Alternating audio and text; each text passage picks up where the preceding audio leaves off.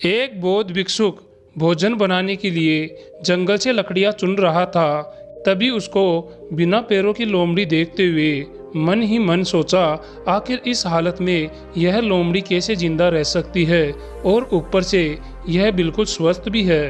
इस तरह के विचार करता हुआ वह अपने ख्यालों में खोया हुआ था कि अचानक चारों तरफ अफरा तफरी मचने लगी।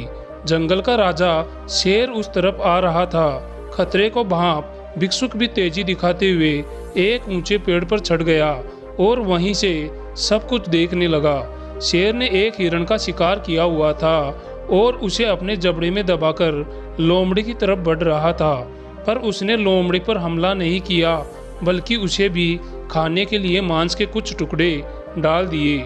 ये देखकर भिक्षुक आश्चर्य में पड़ गया। शेर लोमड़ी को मारने की बजाय उसे भोजन दे रहा था।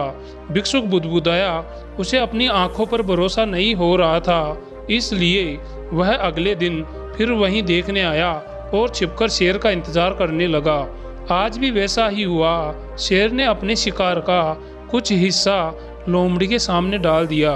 एक बार फिर से ऐसा दृश्य देख भिक्षुक मन ही मन बोला, कदाचित यह भगवान के होने का प्रमाण है, जो वास्तव में ऐसा घटित हो रहा है। वह जिसे पैदा करता है उसकी रोटी का इंतजाम कर देता है। आज से इस लोमड़ी की तरह ही मैं भी ऊपर वाले की रहमो करम पर जीऊंगा। ईश्वर मेरे भी भोजन की व्यवस्था जरूर कर देंगे।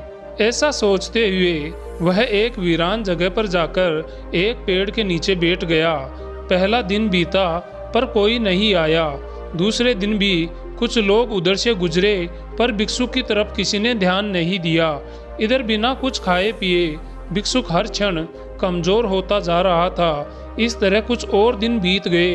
अब तो उसकी रही सही ताकत भी खत्म हो रही थी। वह चलने फिरने के लायक भी नहीं रहा। उसकी हालत बिल्कुल मृत व्यक्ति की तरह ही हो चुकी थी कि तभी एक महात्मा उधर से गुजरे और भिक्षुक के पास पहुँचे। उसने सारी कहानी महात्मा जी को सुनाई और बोला, अब आप ही बताइए कि भगवान इतने निर्दयी कैसे हो सकते हैं। क्या किसी व्यक्ति को इस हालत में पहुंचाना पाप नहीं है?